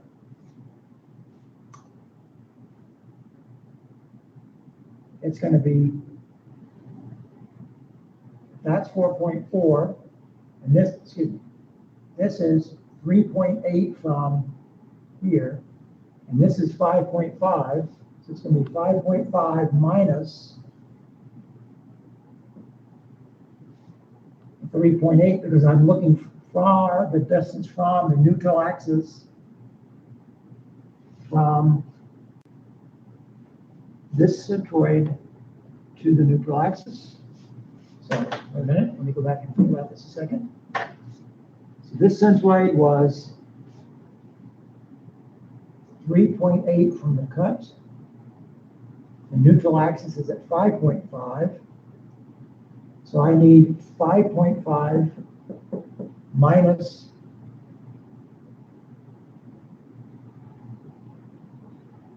3.8. So that distance is going to be 1.7.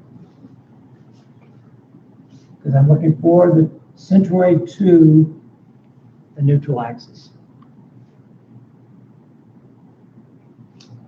So I could plug that in, calculate an H. I could also do it the other way. And if I did it the other way, just looking at this bottom part, F is the same, X is the same, I is the same, Q is still AY bar. In this case, the area is 4 times 4 minus the whole, which is pi times 1 squared. Y bar, if you want to measure from the, probably easy to go from the baseline, that centroid is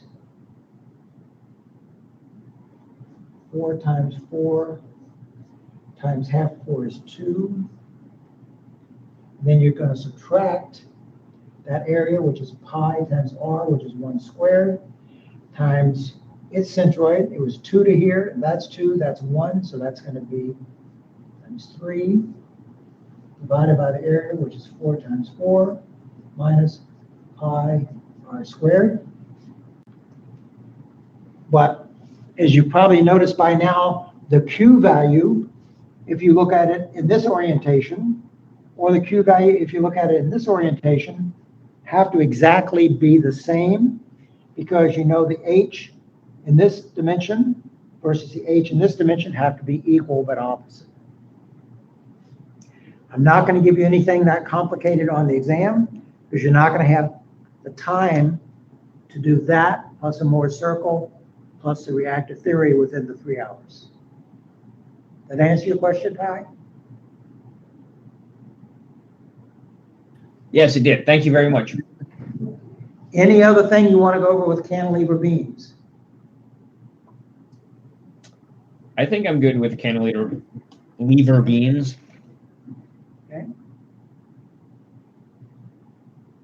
Anybody else on anything? I think, it's either 3 or 4 URI labs have been submitted. I've graded one and gotten the results back to that group. I will grade the others this afternoon and let you know how you're doing. And again, you always have the option of doing them all by yourselves. Or, for example, if you did them as a group, you can write one lab report for the entire group. But remember, whoever's names are on the report, everybody gets the same grade. So if you have somebody that's not really contributing to your group, whether you want to award them the same grade that you're going to get for putting in all your hard work, that's up to you. The only one that I think is you really had distinct smaller groups was for the half-life experiment. And I think you were probably in groups of 3 or 4. So in that case, again, you could do it individually, or if the group was 4, you could have one report for all 4, etc. If you had another bigger one, like the first ones we did, you had like 12 people, you could have one report with 12 people's names on it. That's up to you. But I need all those reports to me by Thursday, 4 o'clock of next week, so I can get them all graded in. The sooner they come in, should I say, the more relaxed I am, and I'm probably more generous in the lab grading. Again, I will be here this afternoon. I'm going to go up and grade the 2 quizzes due today to put them down in the box. They'll be there before I leave. They should be fairly easy to grade. Everything is in the box. Hopefully you've been picking things up. I will be around this afternoon to my usual 6 or 7, all depending. I will not be in tomorrow again. I will be in on Friday. My guess is late morning for the balance of the afternoon. I will be in Monday morning before the exam. If you want to do any further review on like Friday afternoon, let me know, and we can either talk it over the phone, or I can come down here to the classroom, or I can try to do it from my office. Problem is, if I do it from my office, I don't really have a convenient place with a whiteboard to write and show you things. Before I forget it, for the scholarship students, have you gotten your stipend checks?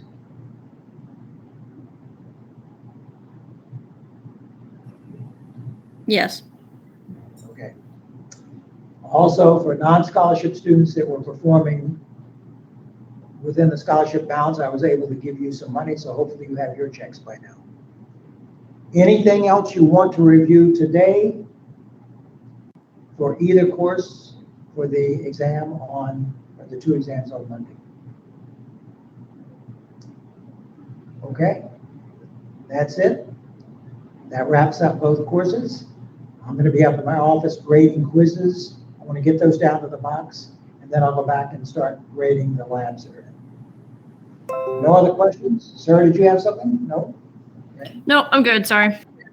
Okay. I will see you all. If I don't see you for anything else, I'll see you on Monday afternoon. I'll send the 2 exams out 12 or a little after, and then I'll be down